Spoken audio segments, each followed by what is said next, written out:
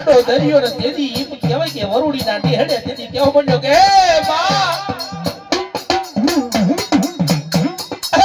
માં કદાચ જો દરિયો ઓળખવા જઈશ ને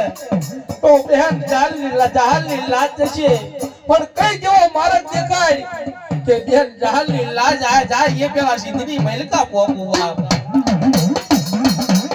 અને જેની મારી ગાડી ખોલી આવી કે નવગણ દરિયાની મલકા ઘોડા આય એ કદાચ આગલા પગે સમજ્યા અને વહાજો ધૂળની ડબડિયું ના ઉડાડું ને એ તેની તો મામણ એની ખોડિયા ના હોય ના